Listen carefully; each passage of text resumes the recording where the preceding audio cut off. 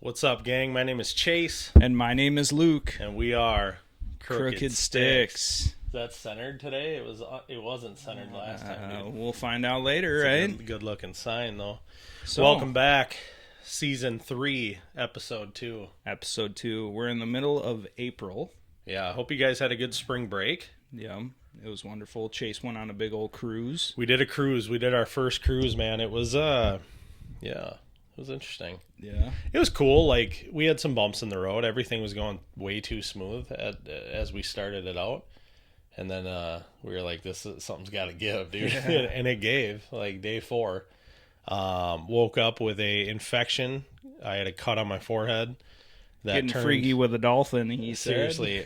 Yeah, something. I mean, it's like I must have got a cut up here, and then I was swimming with dolphins and going through caves and stuff, and it got infected, and so I had to get medicine for that. Super cool, though. And then we ended up, dude, we found a bed bug. One bed bug. Just one, dude. When and the lady, dude, there's more I know, than one. But the lady came in like full hazmat gear and was like flipping our room upside down, and like she searched everything. They took our laundry, everything, and did it for it. It was crazy. We had to move up 3 floors, cross the boat, like it was nuts. Yeah. But it was an experience. To the captain's you know? suite. Yeah. Our clothes have yet to come inside the house, dude. They're still sitting in the luggage outside, so. Oh, really? That's real. Jess is not having it, dude. She's like, I don't trust all that. I don't trust all that. So we'll probably just have a bonfire, dude, and buy new clothes. Fair enough. It is what it is. But how about you guys? What'd you do? You know, Goodwill. Yeah, that's true. I just don't want to give the people some bed bugs. You know what I mean? Yeah, that's fair. Yeah, bed bugs are no They think joke. they're getting a great deal, dude. But the bugs come with that discount. You know what I mean? That's hilarious. Yeah, just same old on our end. You know, just a couple weeks have went by to where it's we've got a good break. Yeah, we're back at it. Once again, we're doing every other week now, so you won't see as many videos coming out. But today we were going to talk about. I sent Chase a list of like 3 or 4 topics, and one kind of stuck out to us. Talking about just doing the things you want to in life. Yeah. And kind of taking chances in a way, or just having fun. But what triggered this was now that we're going into our 30s, I feel like I personally have taken on a couple things that it's like starting a business. And it's like kind of like the podcast. Yeah. We just felt like we wanted to do it. Yeah. And we're at that age where it's like, as we get older, we might not want or have the motivation to start new things and try different things. Yep. And another big one is Chase's joining this hockey league. Yeah, dude.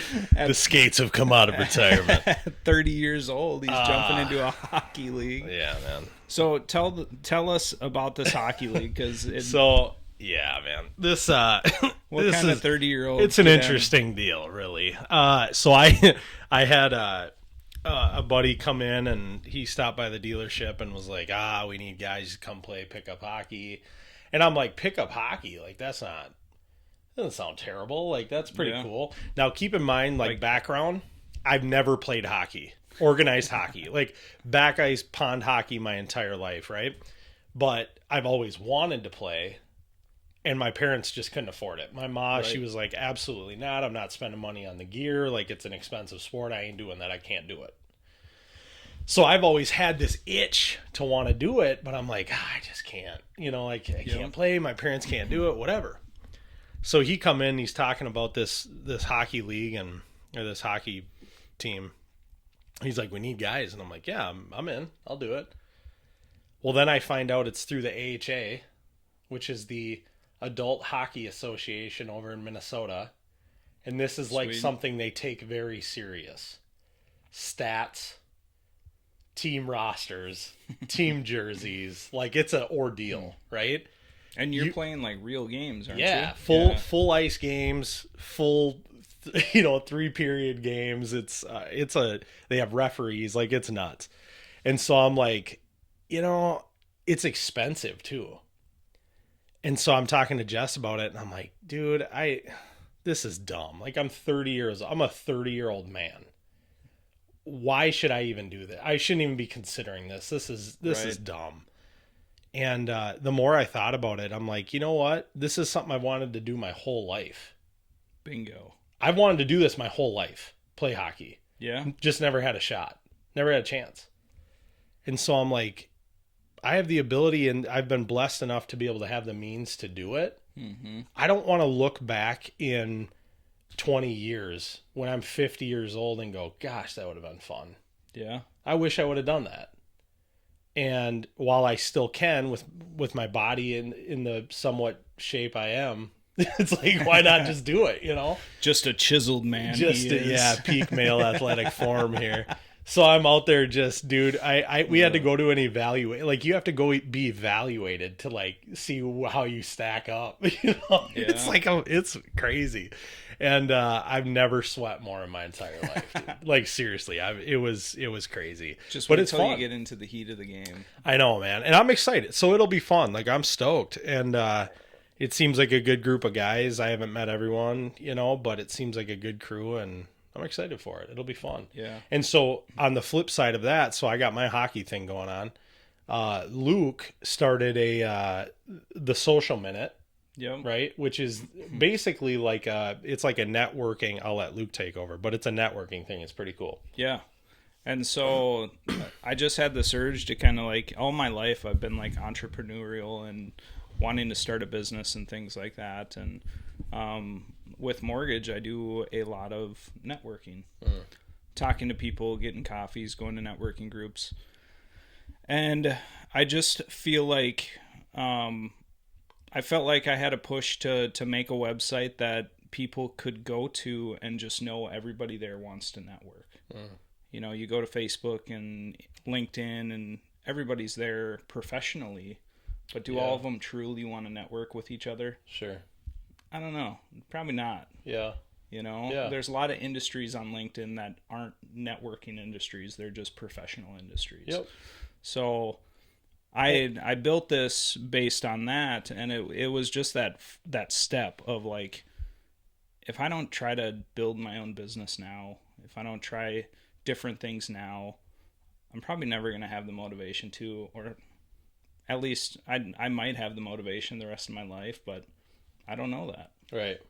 So it's like, why not start now? So that's kind of where I was at on this, is just like creating my own business, having something that is mine and that I can work towards with a goal. A little bit different than a sport, but and I think time. I think what's cool about that is like, you think of like, I would say the closest thing to that when you're talking like Facebook and social media platforms would be LinkedIn. Yeah. What you're doing. For sure. But at the same token, LinkedIn, I would say, is more geared towards recruitment. Yeah. It's more of I'm searching for a job. Here's my resume. Yeah. Help me find work. Right. And that's how I see it, at least. So I've never really been tapped into LinkedIn too hard because of that. Right. Have I had people reach out through LinkedIn and say they're interested in buying a car because they know what I do for a living? Yes. But what you're trying to accomplish, I feel, is more of a lead generating tool. In a way, because you're networking with that person, that leads to that leads to leads. It leads to generating business, hopefully in the future, and establishing that relationship. So I think it's really cool. I think it's neat. So if you haven't checked that out yet or seen it on Instagram, go check it out, The Social Minute. Yeah. And there's a website. You have a website that Luke designed. It's pretty cool. You can go on there and you can actually select what market you're in. You can select what industry you're in, tap in with other people in that, you know, in maybe the same type of industry or industries that could help one another. For instance, real estate and then mortgage loan officers. It's cool. I like it. And he's getting coffee shops involved and, you know, trying to set up perks that way. And for sure, I think that's dope. And there is a like a networking group directory. Okay. So you can go in there and see all the local chapters of networking groups. So not only is it a platform to meet other people, but you can also find maybe a networking group that you want to join or go visit, or and there's little groups that you can create. I have one. There's a Minneapolis St. Paul networking group. that you can join and talk networking. There's 2 ladies on there that are in the wedding industry, that they have started a professional wedding group. Cool. So all the professionals, as they join, if they're in the wedding industry, they'll be able to join that and talk to other people like that. So cool. Yeah, I'm pretty passionate about it, and I'm excited for it. But yeah, that's my big thing of like, I want to kick something off. Like, I want something to be mine and work on it for myself. Yep. While I'm motivated. Yeah. And I just felt like that's a really big piece in my life right now, of just trying the things you want to in life. Yeah, for sure. I'll say this too, because this is tied to this conversation, but what was super cool is the other day I'm at Quick Trip. I walk into Quick Trip. I'm just grabbing some chicken.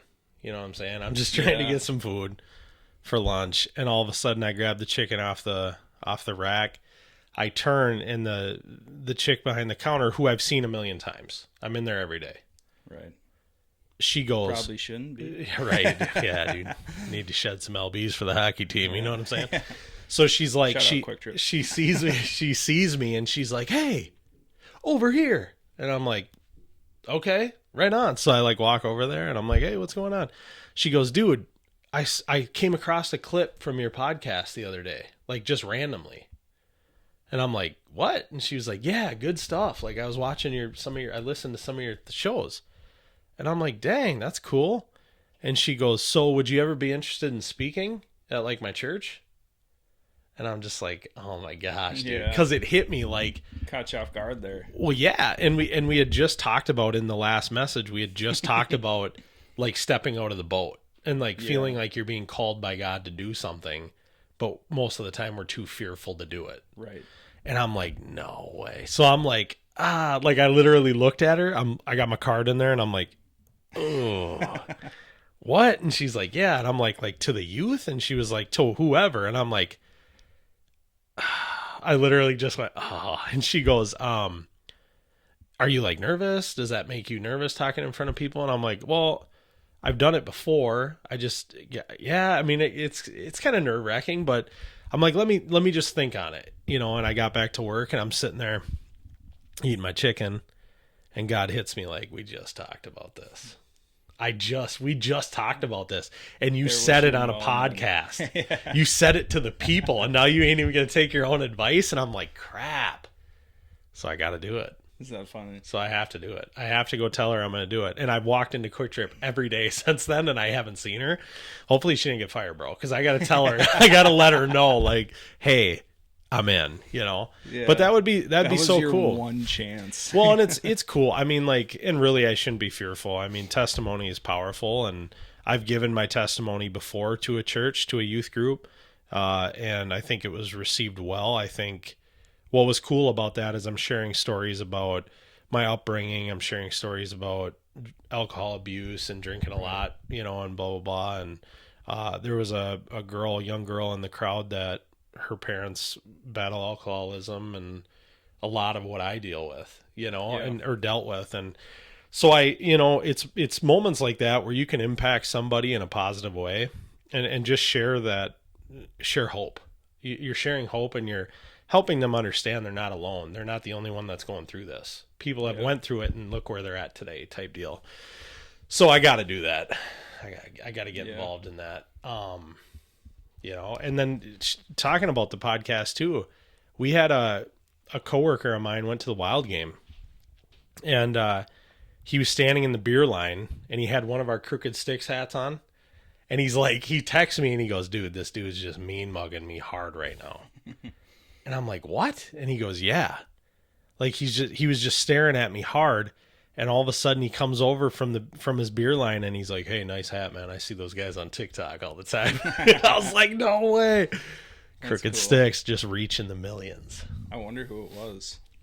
If you are the man at the Wild game. Probably Wells, dude. Yeah, he was probably one of our close friends. Like Cody. Whatever. It probably isn't that cool of a story, but I just thought that was sweet. Yeah, I thought that was cool. And then we had another coworker of mine was at the gas station. Somebody was like, "Hey, nice hat. I know those guys." So that's cool. I like it. That is awesome. It's fun, man. So, yeah, there's a lot going on. lot going on. And I think back to your point, you're only getting older, right? You're not getting any younger. It kind of is what it is. And so these opportunities, make the most of it. Yeah. That's exactly what I want to say, you know? Yeah. That's how I'm seeing it. By the way, the chairs didn't get stolen. I'm sitting in like a wicker basket tonight. Luke's on a roller chair. Computer chair. We used to have real nice, comfy leather chairs. They are currently upstairs in Luke's house here. So we didn't. We were having people over, and my wife had me move those chairs upstairs, and I've just been lazy enough to not move them back down. They might be back season 5. My wife says if you move them down there, you got to move them back up tonight. And I'm like, ooh, I'll just grab a couple other lighter chairs. You know? Oh, my gosh. Sue will be just sitting on the floor in beanbags or something. I mean, she did tell me there's a massive, like, blue chair over in the corner. She's like, yeah, just use one of those and use the wicker chair. And I'm like, that would look so goofy. Do you see how big that chair is? That's a massive chair. So that could fit 3 of me, dude. But anyways, live your life. That's truly just live your life. You're supposed to hit the lead vocal. You're supposed to hey. But I was actually on a Zoom call with my boss's son. He's in college over at the U of M, and he needed to interview a professional. And I was asked to interview. Yeah.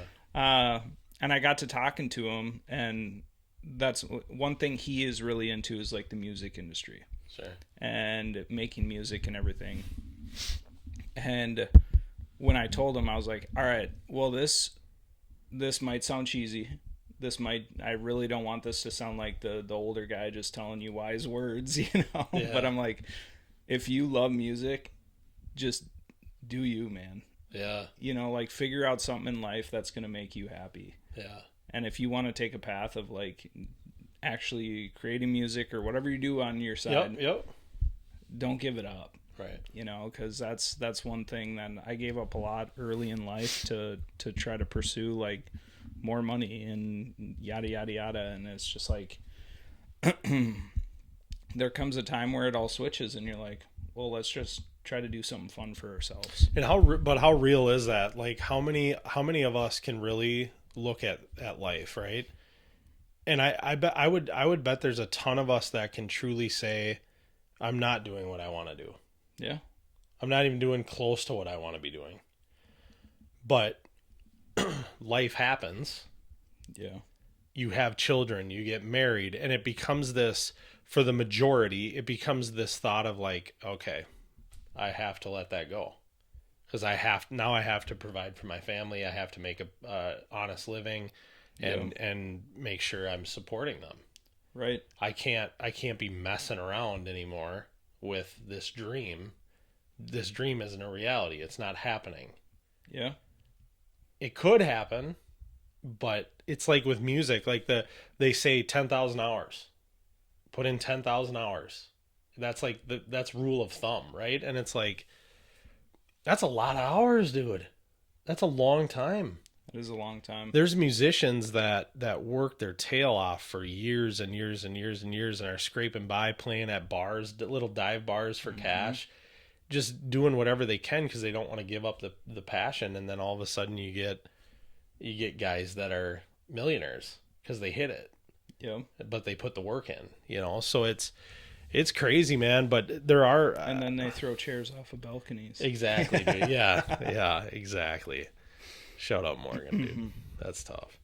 But, tough. You know, so it's crazy, man, because there's a lot of people, I guarantee, in this world that have given up a lot of dreams because they feel they have to. And that sucks. Yeah. And always going back and just doing what you want, you know. I mean, with reasonable. Like your hockey league is at night, right? Right. So you're not missing work, you're not missing family time. It's after yeah. go to bed. I'm not like, you just know like what, dude? This podcast, you know. I'm gonna retire from selling cars, and we're gonna try to hit this big. All right, we're gonna see if I can make the show. All right. Yeah, it ain't like that, but I'm saying I'm saying from a career standpoint, like trying to make a career out of music or make a career out of even like, it sounds stupid, but fishing, like trying to be a professional angler, or like I have so much respect for these guys that are just putting in work. Like I see some of the people out there like Benny Hahn and Carson Deal and these kids that they have such a passion for the sport. They love it, man. They love it. Yeah. They breathe it. You know what I mean? And they're out there grinding every day, putting up content and just trying to be relatable and draw people in. And I truly do. I hope that I always hope that people can do what they love, because if you ain't doing what you love, it can suck. I mean, it really, seriously, it's draining, you know? So, no, there's a lot of people that give up dreams, and that's a tough deal. I don't wish that upon anyone, but it happens. Yeah. Well, to finish her out, challenge. Are you doing what you love?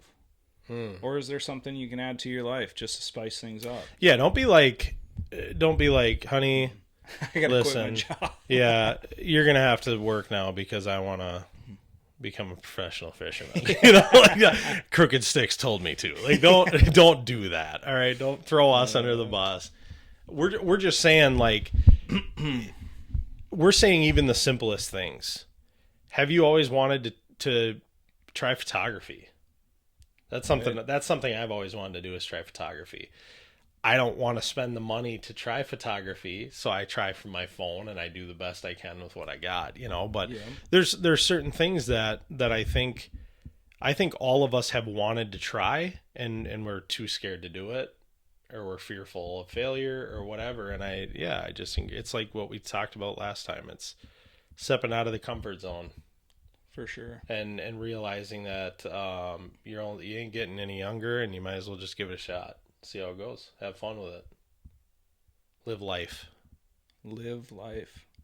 With that, That's it. Crooked Stix. Out. Out.